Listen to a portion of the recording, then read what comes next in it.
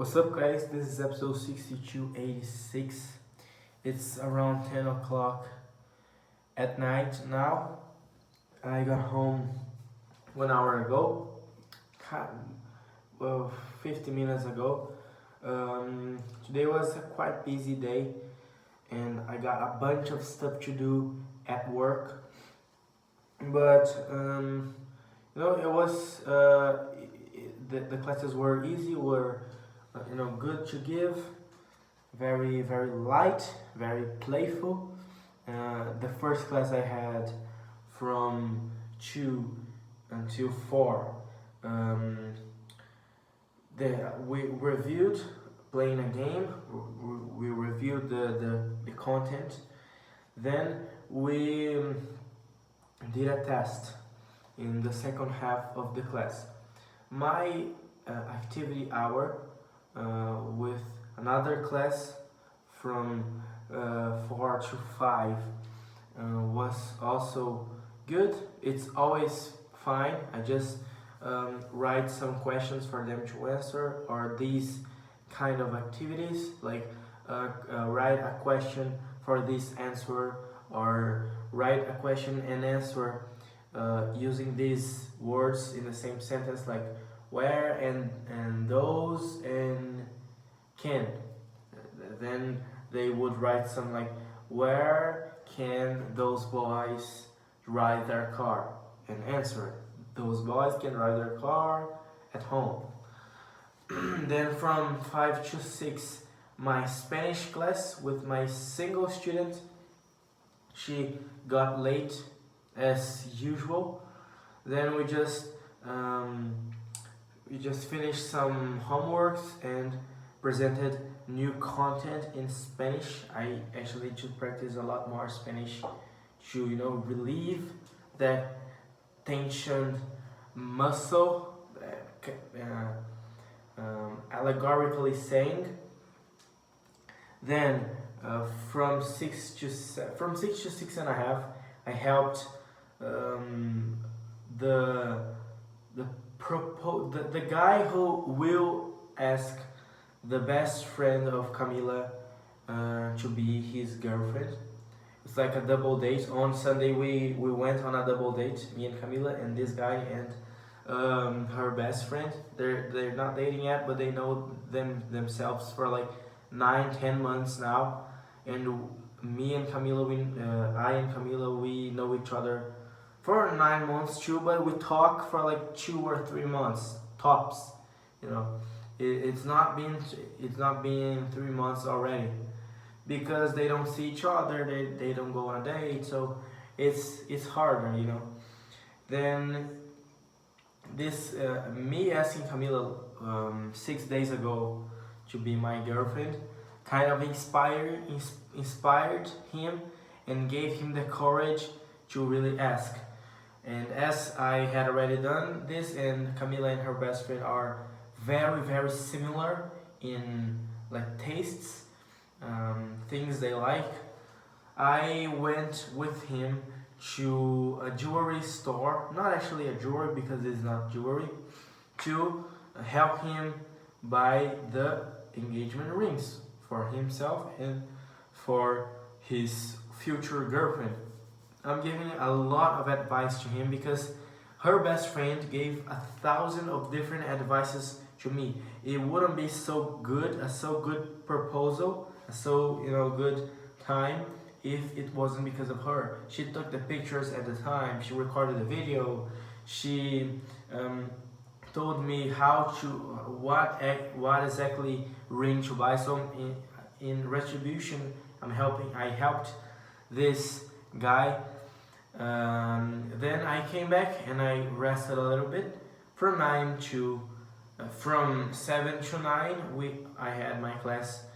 A lot of students in this Tuesday night class are simply not coming. But one of them left school. She and her son, her 2 children, and her husband, the four students left to go to another school without any actual reason, because she thought, just she, not the other members of the family. She thought that the method is doesn't improve as fast as the other. The other uh, English school is better in her opinion. I completed the method in that other English school. It's actually very good if you're smart, okay, but they don't talk enough. I went to really talk. I probably had spent like months in a row without having a conversation in English for more than 5 minutes.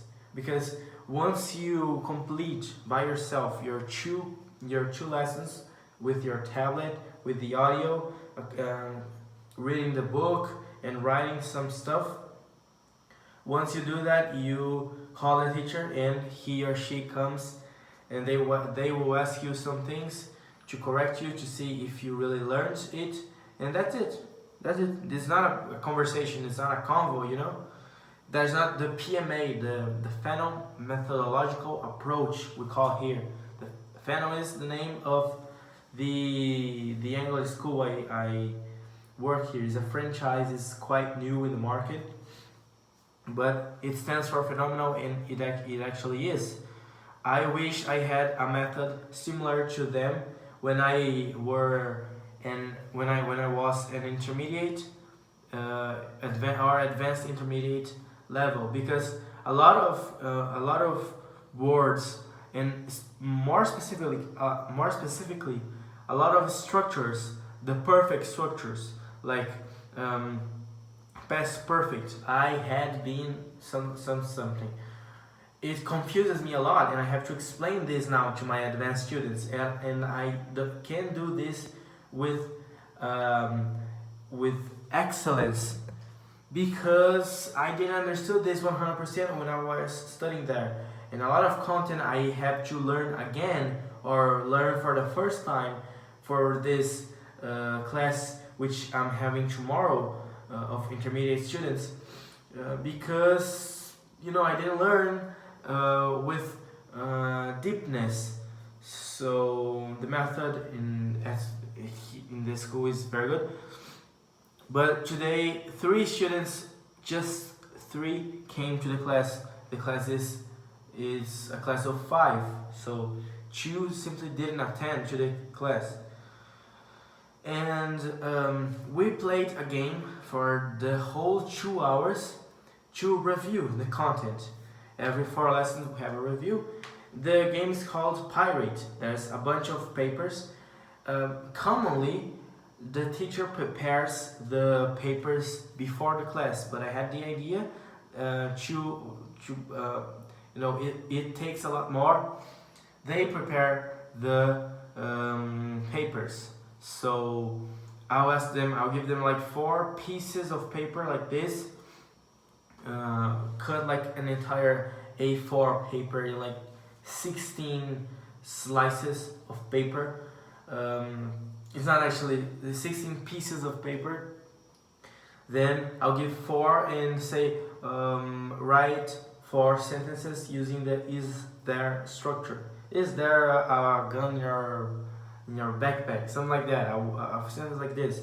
Then after they all finished, we'll put into a glass thing, and there's the magical, I call the magical cards, which are Phenom, double your points; Pirate, you lose all your points; Thief, left or right friend, your left or right friend steals all your points; and Punishment, which I don't like very much. A friend in your right or in your left can choose a punishment, so you will only score if you do the punishment they told you to do, like 10 push-ups, 10 sit-ups, things like that.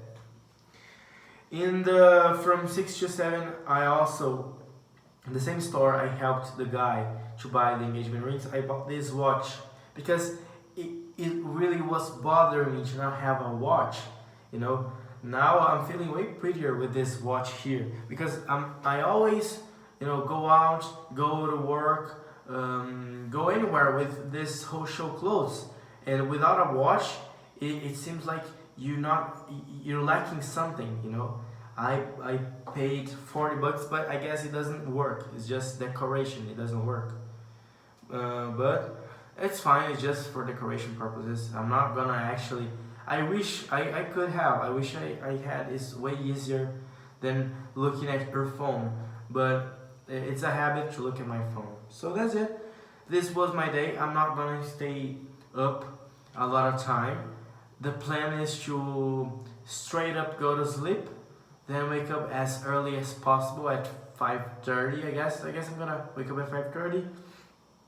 Then do what I'm supposed to do: run, pray the rosary, those stuff, do the dishes, organize my bedroom, those kind of stuff. Tomorrow at the beginning of my shift at 1:30, I'll have my intermediate students. It's not at 3:30 anymore. Then from 3:30 to 6, I'll have to organize a bunch of stuff. Then from 6 to 7, I will have another class, and from 7:30 and so on to 8:30, 8:40, I'll have my confession and adoration to the Most Blessed Sacrament with Camila. She will come over with me. Then we will come back together probably to spend some quality time together, and I will get home and sleep. So that will be my day tomorrow. That's the plans. These are the plans for tomorrow, and I don't know what I'm gonna do about this selling stuff, this selling side hustle I have. I have to do a daily commit. I have to commit myself, do a daily commitment with a side hustle, because being a teacher will not make me rich, not in this specific structure. If I want to choose, if I would want to choose a path of like being an English teacher, I could sell my own product online. That is something. But working for someone else, and as a 17-year-old, I'm not gonna make any money. And there's a bunch of other guys that make like 1,000, 1,200, 1,300 a month, working the same amount as hours as I do, or less time than I do. And I make like 850, 900. So it's complicated. I have to commit myself to a side hustle every day, because I won't succeed if I will be relying on this job. I'm comfortable enough. I'm very comfortable now, but I have to find comfort in the discomfort. You know, I have to be comfortable being uncomfortable. I thought I did a little reflection at lunchtime earlier today. Do I have to do a daily commitment to myself to take a shower or or brush my teeth? No. Or to eat? No. Because it's a habit. It's something that I'm comfortable doing.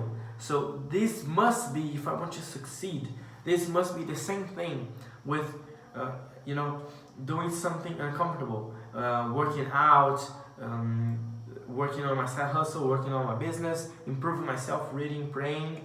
This shouldn't be, and this is the ultimate goal. The ultimate goal is praying and improving myself through different realms, through various different realms. Must not be a daily commitment, something I have to remember to do. No, it's just something I do. Just like take a shower. I can't live without it. I can't go to sleep without it most of the cases, because it makes me uncomfortable. So I need to find this comfortable being uncomfortable, praying and always praying harder and always improving myself harder and more. I have to find comfort in this, although these things are uncomfortable. I have to find comfort in the discomfort. This is the only way I'm gonna succeed, okay? The only way I'm gonna succeed. I still have to figure out a plan to really get to the financial point I want to. It's not just I need to do this, I need to do that. I need to really have a plan about it and start executing it. And I'll finish with something. Every extraordinary person, and this is the ultimate goal for me, to be extraordinary, not just another mediocre person. Since I'm 14, this has been the ultimate goal. But every extraordinary person, or one of their only traits in common is they have speed to execute things. If I have an idea today, tomorrow I'll execute. A successful entrepreneur will not wait months to figure out how to do something or to execute a plan. He will just start doing tomorrow. If he has an idea, tonight, tomorrow he will start. Tomorrow morning he will start as soon as possible. And Alex Hormozy did this reflection in one of his videos. I love to watch them, but if I don't execute, they're meant for nothing.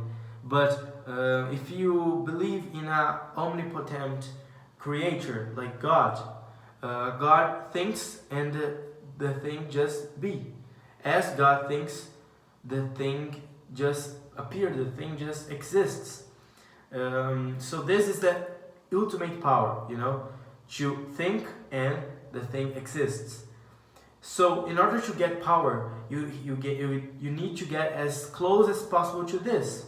So if you think of something, if you have an idea and you execute 1 year later, it's a certain level of power. But if you have an idea, if you think of it and a week later it's done, or it is complete, it's another complete, it's 50, 60, 100 times more power if you would go for this line of thought. So the more, the faster you do something, the more power you have. This is one of the only common traits of all successful people. Michael Jordan wouldn't wait a year to start training 3-4 hours a day. Donald Trump wouldn't wait 1 year to start doing this and that. Every successful person, extraordinary person, they simply don't wait like I'm doing. I'm waiting 24 months to realize something, to figure out how to do something. This is the path to being a loser, and I don't want to be this. I'm not meant to be this, so I need to be fast. So that's it, guys. Thank you a lot.